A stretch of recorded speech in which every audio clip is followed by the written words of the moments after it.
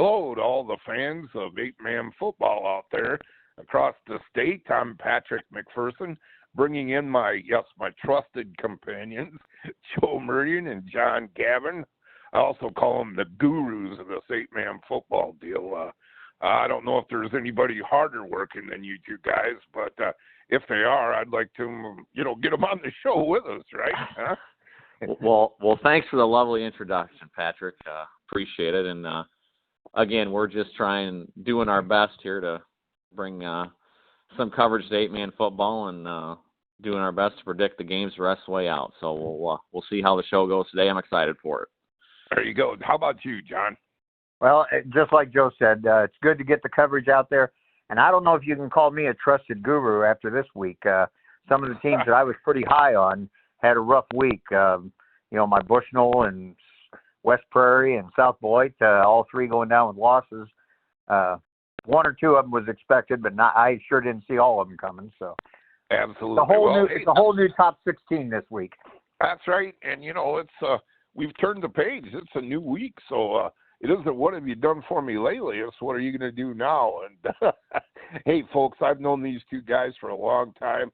Even when we were covering 11-man football, they'd always have their playoff projections, and most of the time, folks, they were pretty spot on. So anyway, hey, let's get started with the games from last week or from this weekend.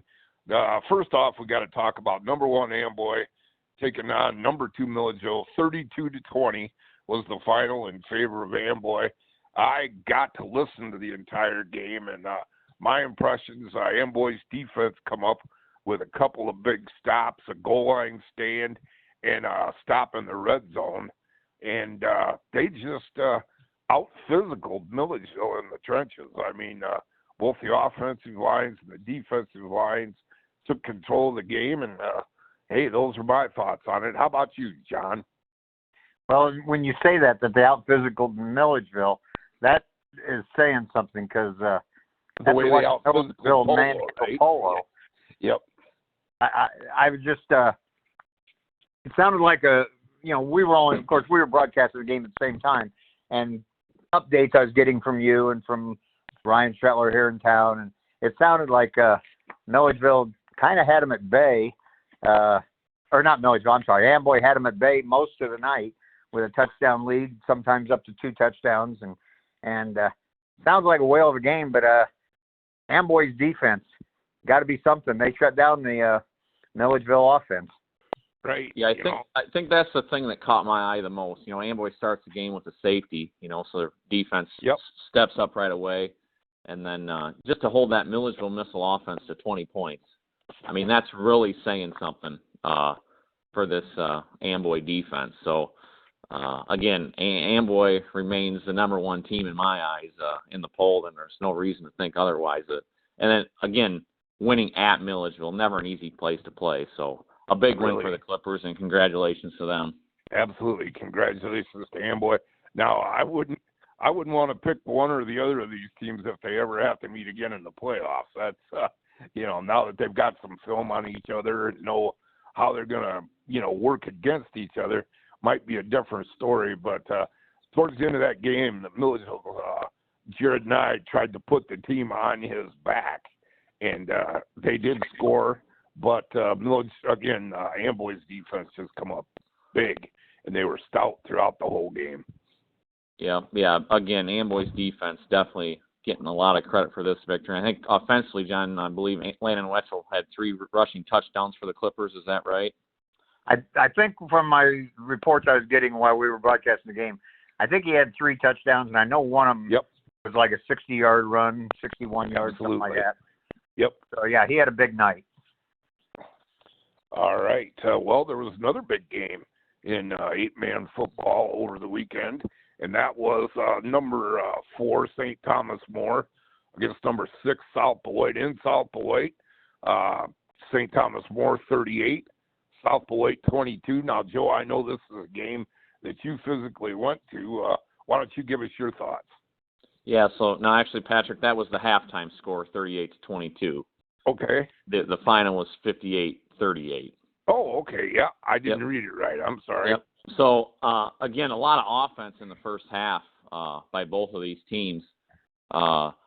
Game started out, St. Thomas More drove right down the field. South Beloit gets a turnover at the goal line. Then they drive all the way down and score, take the early lead, 6-0. And then St. Thomas More came right back. The teams kind of went back and forth. Two areas where the game changed in the first half, and to me, where St. Thomas More took control. St. Thomas More just scored. They go up 16-14. They recovered an onside kick and then went down and scored again, and that made it 24-14. Right. So that was a big turning point. And then a little bit later on in the second quarter, when it was a 10-point game, South Beloit's driving, and St. Thomas More comes up with an interception at the goal line. They get a big return, and they score one. Might even been the next play. It was only one or two plays later. So you get that where South Beloit's getting ready to cut it to 4-2. St. Thomas More gets the interception. They score, and now instead of a 2 or 4 point game, it's a 16-point game. So those were the two turning points for me, that and the onside kick recovery by the Sabres. And St. Thomas More, to me, definitely looking the part. Peace Bumba, definitely in the conversation for 8-man player of the year, along with, I would say, Connor Nye of Milledgeville, Brock Salto-Polo, Brennan Blaine of Amboy. Peace Bumba definitely belongs in that conversation. He had 4 touchdowns yesterday, a lot of long runs. Just impressed with his size and his speed, the way he runs the football, and also huge on the defensive side of the ball as well, and on a lot of tackles as well.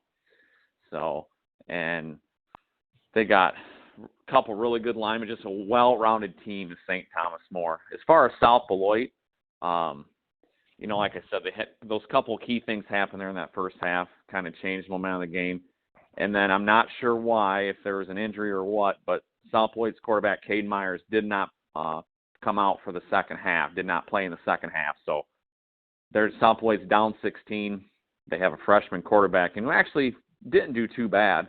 But Myers, one of the leading rushers in all 8-man with that option South Beloit's runs, was not in there the second half. So that kind of was it for as far as South Beloit trying to make a comeback in that game. But, again, very impressed with St. Thomas More. John, your thoughts? Well, and of course, Joe pretty well covered it by being there. I'm like you. I got to see the highlights on TV. My one takeaway from that, Peace Bumba has become a man.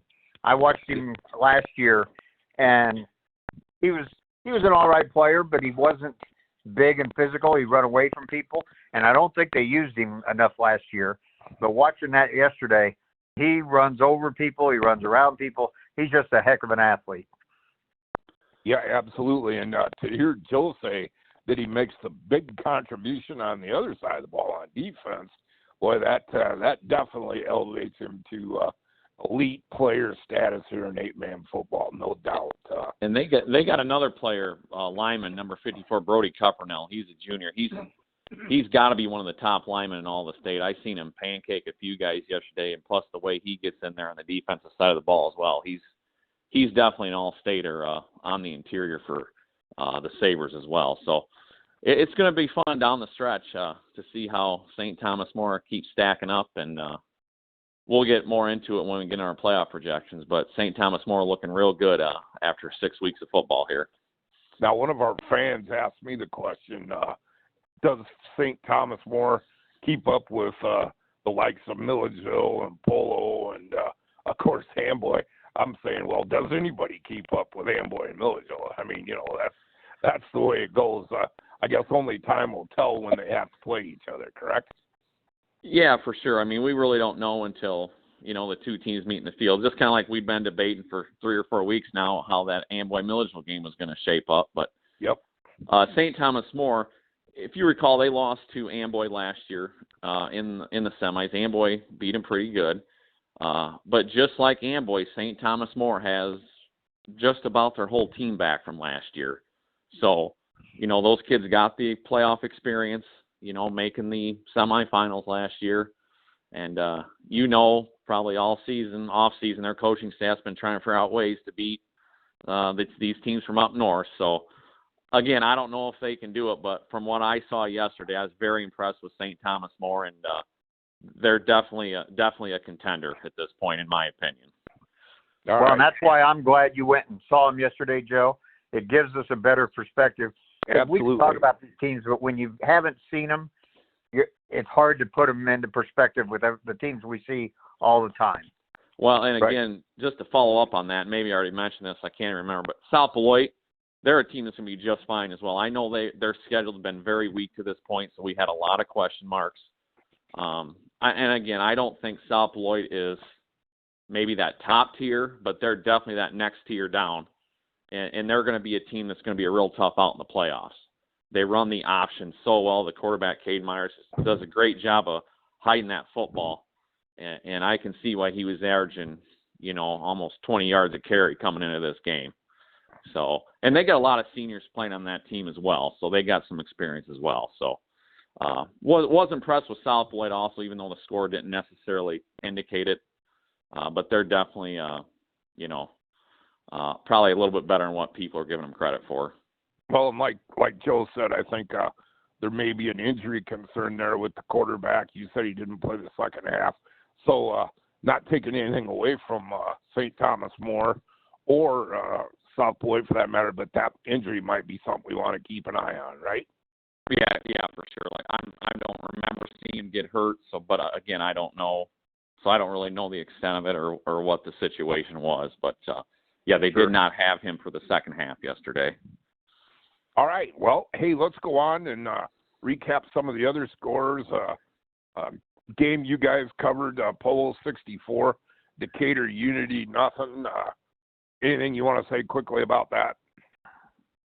No, Polo did what they were expected to do. Coach Olson did a nice job. Polo got the big lead. By the 8-minute mark of the second quarter, all the starters were out, and Polo cruised the rest of the way, and Marcos get to 5-1. There you go. John, you got anything to say? That's about all you can say. Nobody got hurt. It was a good deal. The game was decided very quickly. I give credit to Unity. They did not have many players. I think they dressed 16, but and they weren't real big, but they gave a pretty good effort, and they did all they could do after a long bus ride up here.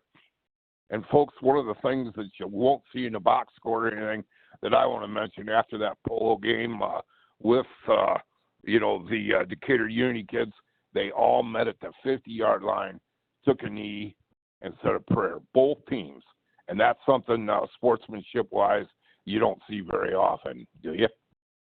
No, not too often. That was a good gesture there by both teams in that situation there. Well, Polo's one of those top-tier teams, probably not up in the with Milledgeville and Amboy or maybe even St. Thomas More, but like our buddy Kyle Kampmeyer says, Polo does what Polo does, and that's just win to get to that final game with Amboy. So we'll see, huh? That's right. All right, next up, Ridgewood, 44, Peoria Heights, nothing. Sounds like Ridgewood did the same thing. They won the game they had to win and dominated it. Yeah, Ridgewood getting back on track. So, after scoring 42 points in back-to-back weeks and losing to Amboy and Polo. So it's probably nice for them to get back in the winning column. There you go. All right, next up, Martinsville, 26, Blue Ridge 6. Any thoughts on that one? Yeah, Martinsville got out to a quick lead. Didn't score as much as I thought they would. Blue Ridge kind of contained their offense, held them to 26. But a good defensive effort. The game was in control. They did. It's kind of like the top other teams here, they're doing what they need to do, take care of business, and get out with a victory. And that's what Martinsville did. All right. Next up, Kincaid South Fork 54, Kirkland 26. Go ahead. I was just saying, nice win for South Fork there. They're now 5-1 on the season, and definitely a team I got trending upwards, and I'll talk a little bit more about them when I get to my playoff preview. Sure. Surprise for the weekend, Pawnee 30, West Prairie, nothing. Anything to say about that one? Well, it was definitely a surprise to me because I had West Prairie last week, I think seeded 5th or 6th, somewhere right in there. And I was looking at them probably going 8-1. And this kind of changed my mind about them. Pawnee's defense just completely stifled West Prairie on that one. And John, if I'm not mistaken, that's 2 weeks in a row West Prairie's been shut out, correct? Yeah, they've been beat 30-0 the last 2 weeks.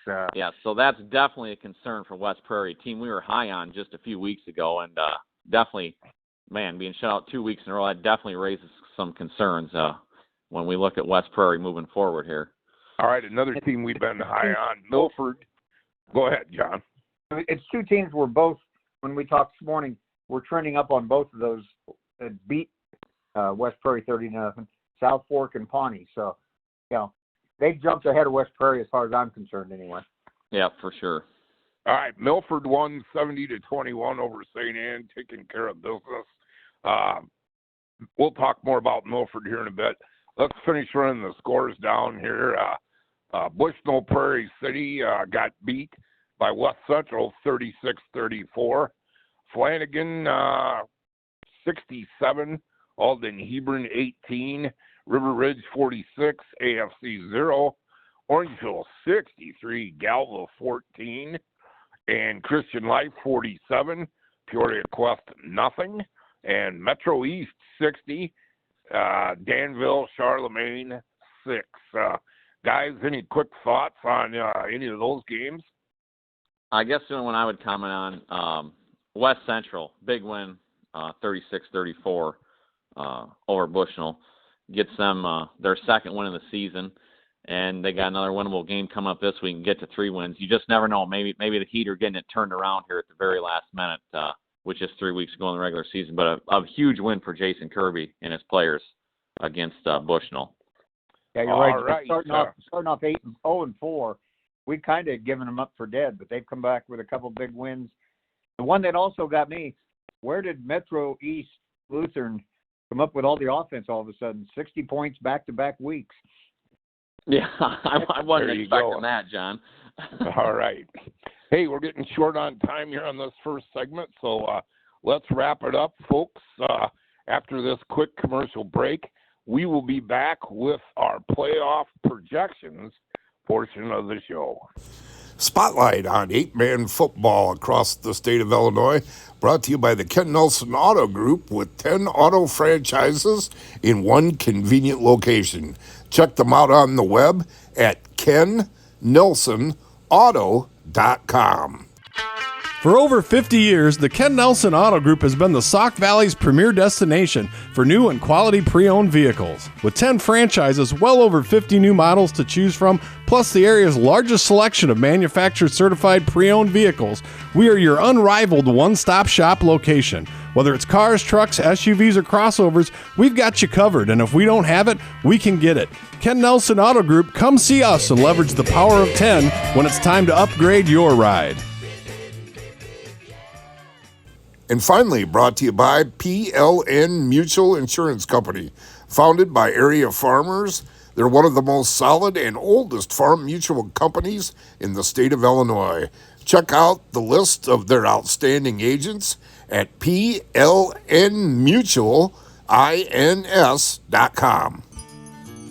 PLN Mutual Insurance Company is headquartered right here in Dixon at 201 Lincoln Statue Drive. PLN Mutual Insurance Company is one of the most solid and oldest farm mutual companies in the state of Illinois. PLN Mutual was founded by area farmers and are very proud of our area farmers and all the work that they do. PLN Mutual offers homeowners farm and farm liability insurance, and PLN Mutual is a Grinnell Insurance Mutual member. Check out our website at plnmutualins.com for a list of all of our outstanding agents.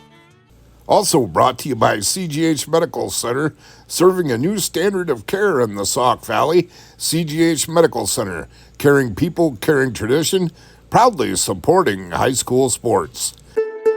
Has your athlete been injured? CGH Medical Center conducts sports injury and concussion consultations. The Sports Injury Clinic is located in the Physical Therapy Department at the CGH Locust Street Medical Center, 1809 Locust Street in Sterling, treating sports injuries, strains, sprains, overuse injuries, and sport concussions. Please call 1-888-721-2867 for more information or to make an appointment. 1-888-721-BUMP.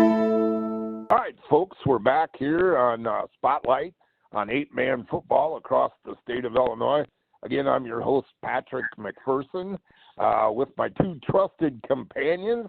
I love saying that, Joe Meridian and John Gavin, who are going to put their Swami hats on, get the crystal ball out here now, and we're talking playoff projections. So, gentlemen, with Amboy beating Milledgeville, I think that makes our number one pretty clear. Go ahead. Well, I will say, Patrick, I actually, and John, I'm not sure what you got, but with St. Thomas More's win over South Beloit, Amboy's win over Milledgeville, the projection, both those teams finished 9-0, St. Thomas More and Amboy. Now, John, I have St. Thomas More projected one more playoff point than Amboy. I have St. Thomas More 42, Amboy 41, which would put St. Thomas More as the number one seed in the playoffs.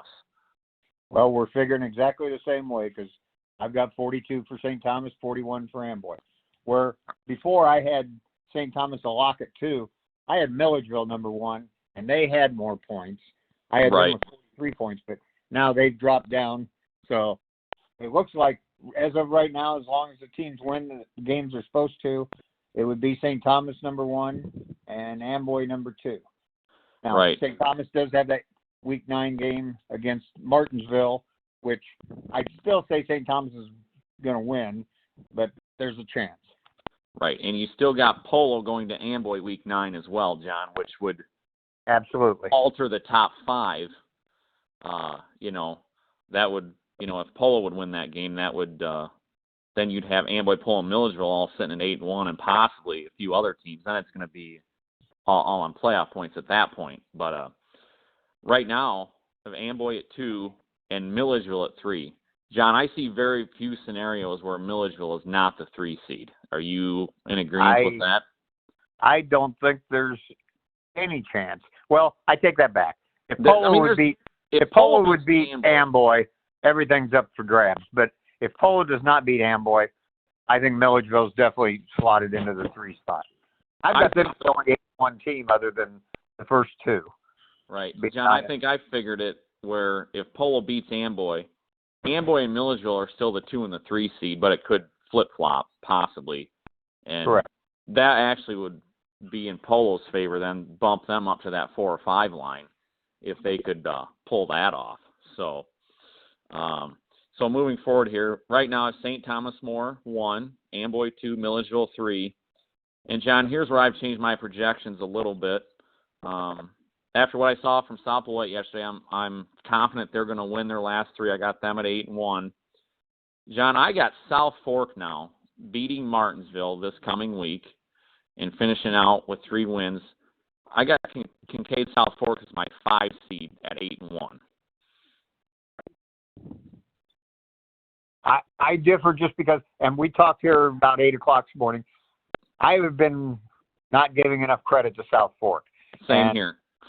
I'm going to go redo them all, and I thought, no, I don't really have time, so I just left it the way I had it. But I could see South Fork getting up there to number 5, and you've got South Beloit at 4.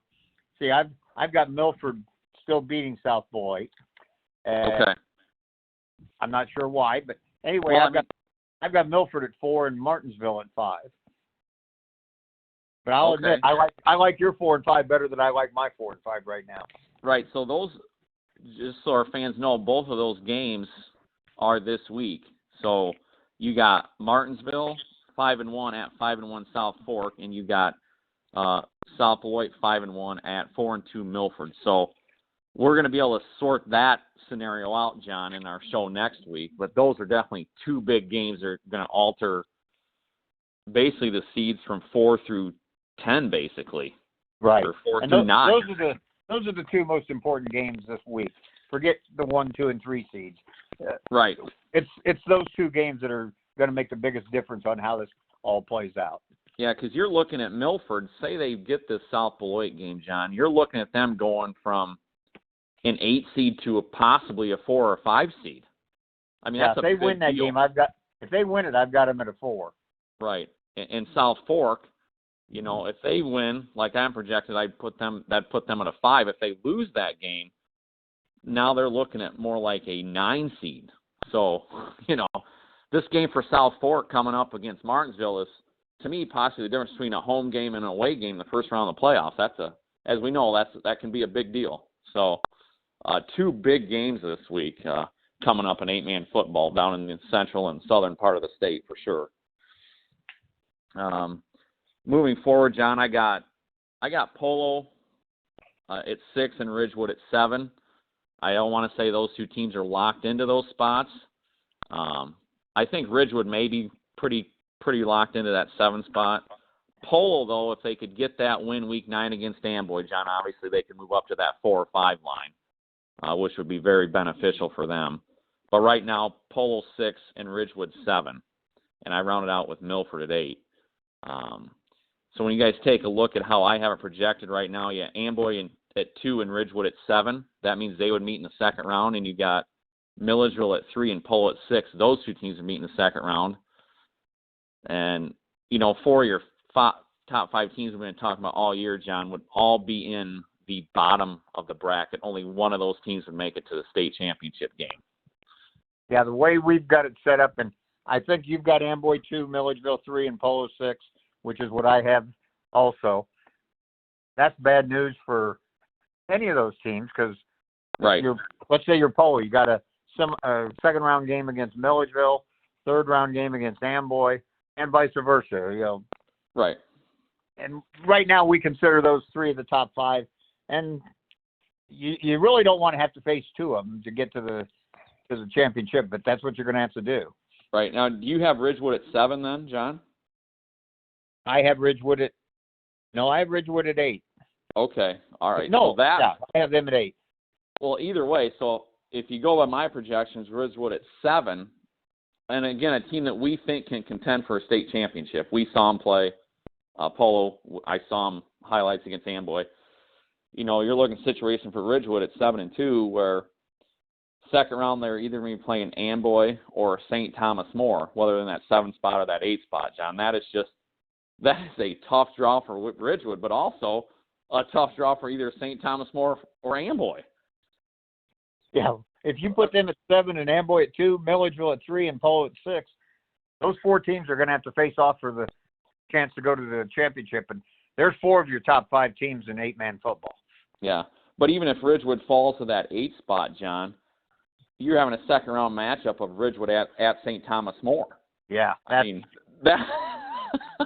Ridgewood's not getting any favors in this thing either. No, Ridgewood is a team. I don't see how they avoid playing either Amboy or St. Thomas at this point. I mean, there are some crazy scenarios, but but again, though, we saw Ridgewood, John, and we got a lot of respect for their team, the way they play, and I wouldn't bet against them in the playoffs. Let's put it that way. So that's not. Like we've all been saying, I think they're going to be a tough out, no matter who goes on. Now, let me ask you guys a question. You say that top bracket is going to not be as stacked. I don't want to say it's a weaker bracket, but it's not going to be as stacked as the lower bracket. Tell me about who you're looking at for, other than St. Thomas More, who are you looking at for the teams that are going to rise up in that through the quarters and the semifinals? Well, so if going by my projections, I have St. Thomas More at 1. I have South Beloit at 4 and South Fork at 5. And again, I think those teams are all really, really good. I just don't know if they're at the level yet of Amboy and Milledgeville, and even Ridgewood and Polo.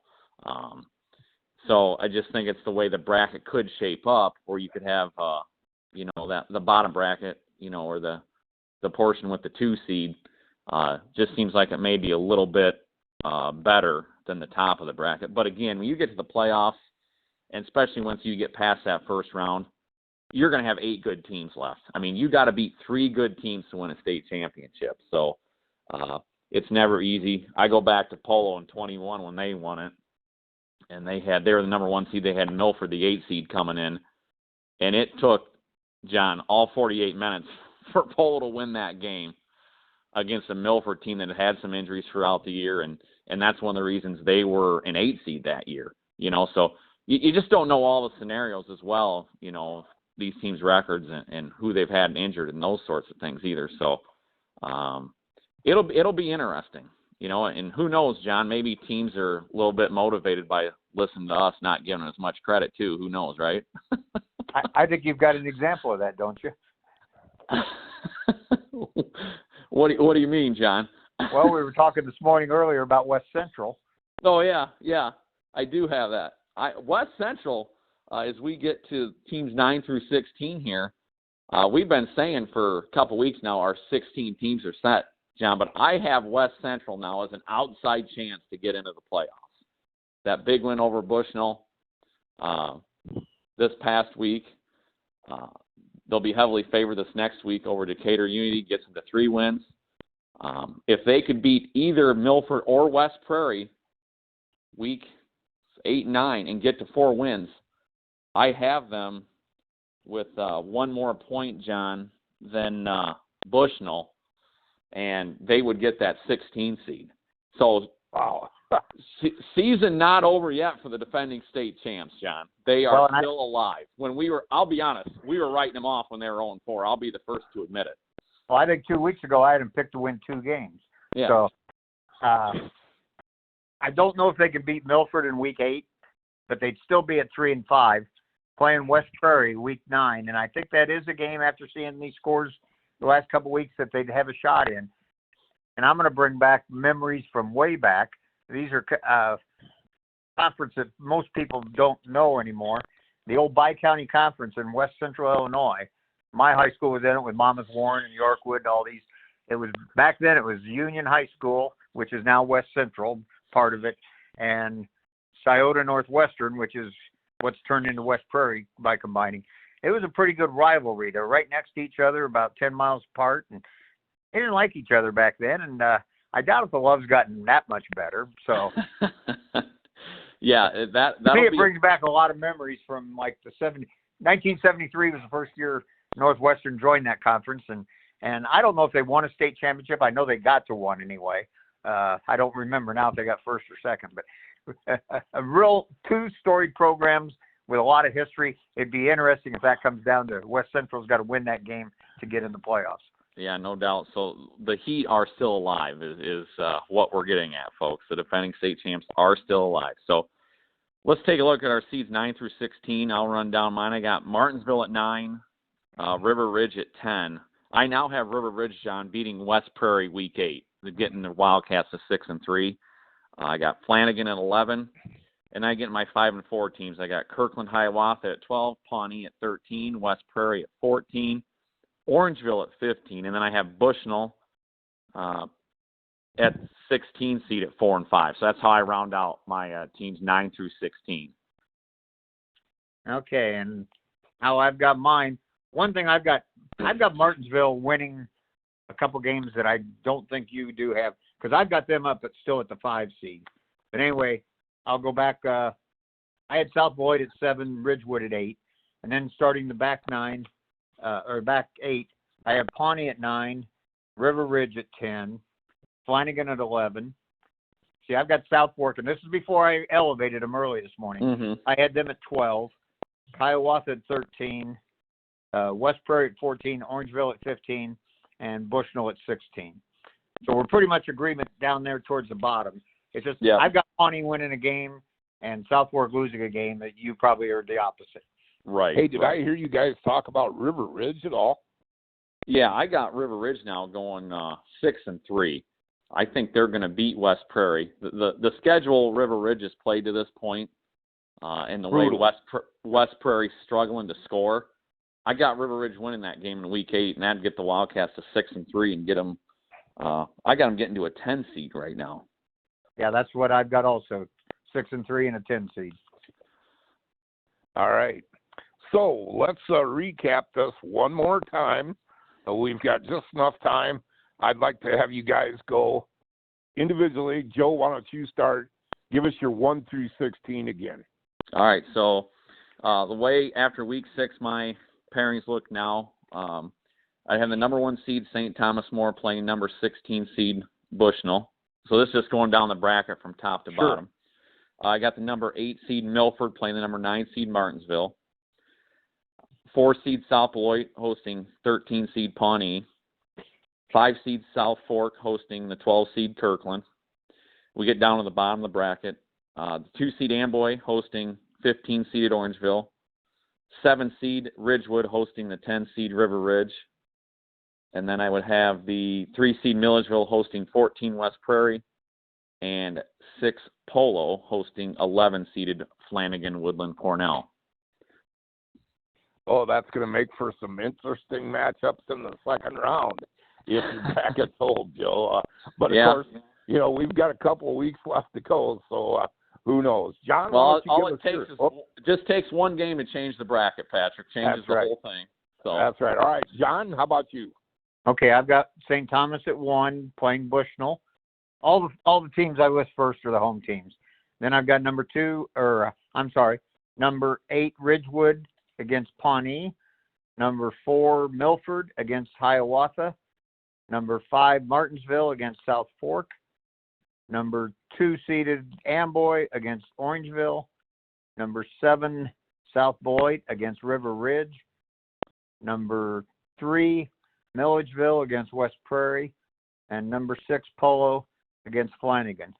And yeah, when you set that, if that's the way it comes out, your top 4, if they'd all win their home game, your top 4 bracket would be St. Thomas, Ridgewood, Milford, and Martinsville. And on the bottom, I'd have Amboy,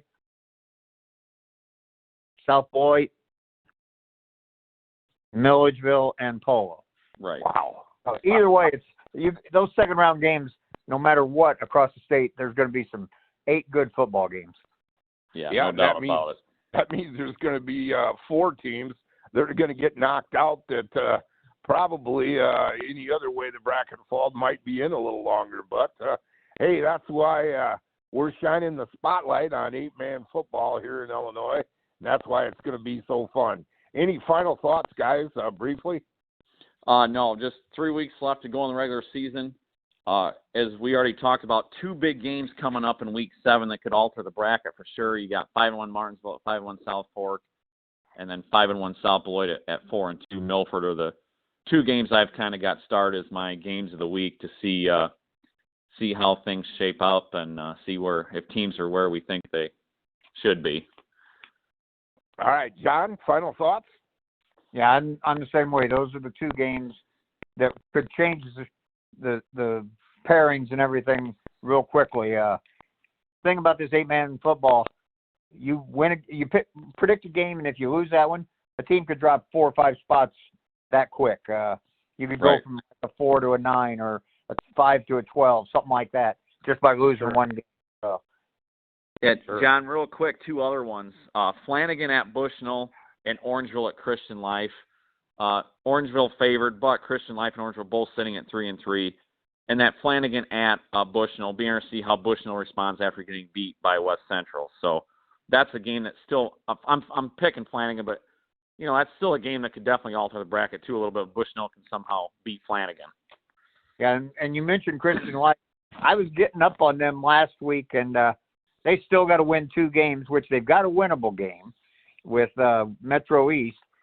But they're playing for their playoff lives this week against Orangeville. Because I agree. South Beloit in the last week. Right. All right, guys. Hey, let's tie a bow on this thing for Joe Murdian and John Gavin. I'm Patrick McPherson. Join us again next week when we shine the spotlight on 8-man football across the state of Illinois.